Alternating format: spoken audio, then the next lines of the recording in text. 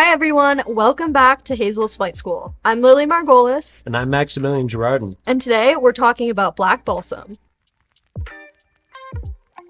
So this is a rare treat.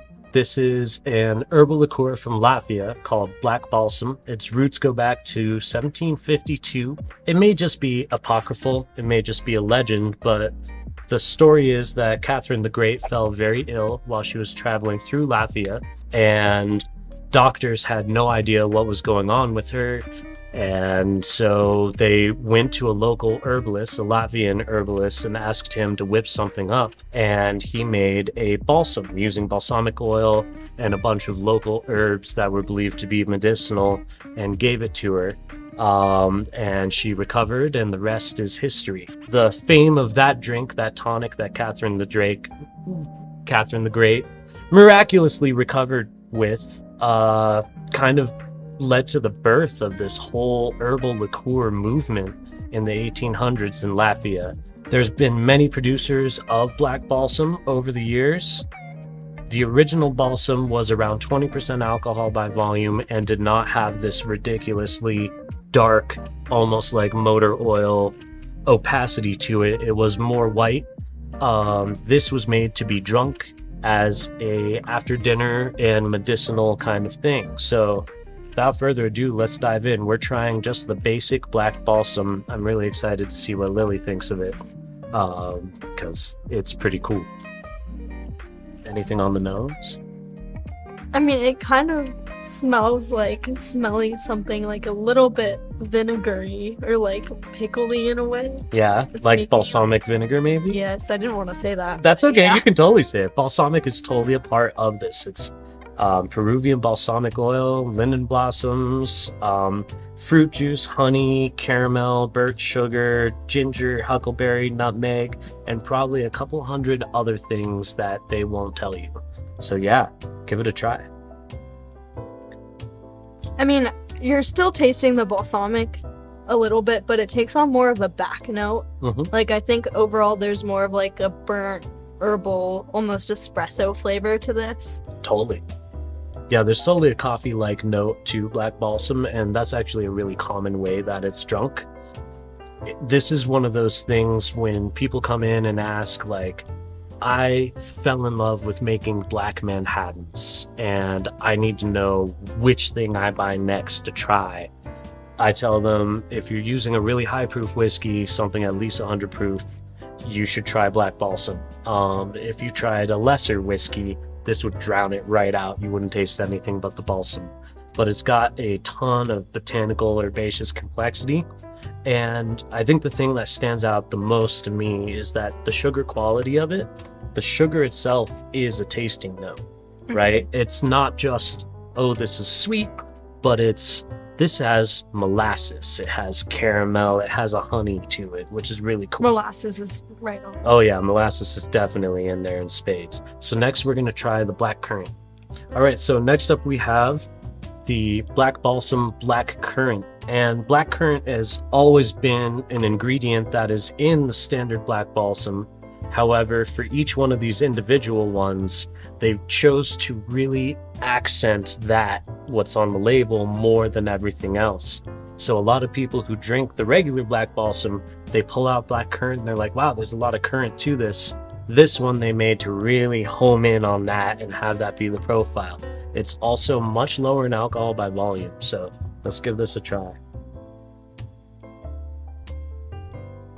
So the thing to bear in mind with these is they are all the same at their base, and then they are flavored to be a certain way from there, and it's wild how drastic a difference it makes, right? Yeah, the flavor of the black currant definitely drowns out like the coffee flavor and a little bit of the molasses I was tasting earlier. It's a lot juicier, like a more mouth-watering and less of a bitter component Oh yeah. than the first one. My favorite thing I've ever done with this is a Kir Royale.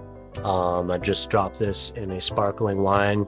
I just find that like regular fruit liqueurs like Chambord or Creme de Cassis are a little too sugary and a little too fruity, and I love the botanical complexity that this has, but you have to have a really light hand with it because it would totally nuke most Prosecco's and champagnes. Yeah. All right, so we are on to the Black Balsam Cherry. And like I said before, cherry has always been a component, but right now they're really focusing on the cherry. I would use this for all sorts of different drinks that call for cherry liqueur. The most famous drink would be the Blood and Sand. However, this would really get rid of the visual component of a Blood and Sand. It would just turn it to this like really black kind of color. Blood and Sand is blended scotch, cherry liqueur, and orange juice. And it was made to look like blood on the sand because bullfighting was a big thing back then. This won't have the visual component, but it will absolutely play really well with blended scotch and orange juice. So it's a really good sub-in for that. Anything off the nose that leaps out to you? Cherry. It's almost like a cherry pie with that molasses really background as well. And I can already tell, like, before trying this that I'm gonna like it, but also I think this would be really good in, like, a Dirty Shirley. Just, like, step it up from just the basic. Yeah, holy cow. Yeah. So what else would you put in there? Like a Sprite? Just this and Sprite? Probably, yeah. Yeah? Probably. That would work really well. Or you should still include the vodka, I feel like, because... Well, yeah. It's only at 30% alcohol. You need to punch it up a little bit. So these are all full-strength spirits. You do not need to refrigerate them after you've opened them. They will just sit around. They're also in these awesome clay ceramic bottles, which are pretty cool. They're just fun kind of collector's items. But yeah, we'll move on to the coffee.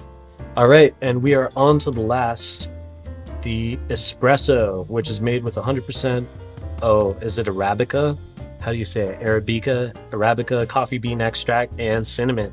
And this one punches it right back up to 40% alcohol by volume. Now, what would you say the most popular cocktail is right now? What is trending super hard? Espresso martini. The espresso martini, exactly right. I would love if this caught on as a riff on the espresso martini. This is a coffee liqueur like no other. It's got all of these wonderful medicinal components. It's got a ton of botanical complexity, and it has a history older than our country. It's a really, really cool liqueur, and the coffee quality of it is just right there, being at full strength as well. Yeah, that's so good. Right? Everybody should be using this in their espresso martinis. We'll make you one later. Everybody. For sure. Yeah. Awesome. Well, thank you for joining us while we went through a little bit of a very unknown liqueur, the Riga Black Balsam. It's actually world famous. It's just off the beaten path, I would say. Thank you to Jacob Noske of Classic Wines for supplying these samples to us. Thank you for flying with us today. Subscribe to our YouTube channel and ask your questions in the comments. Na zdrowie.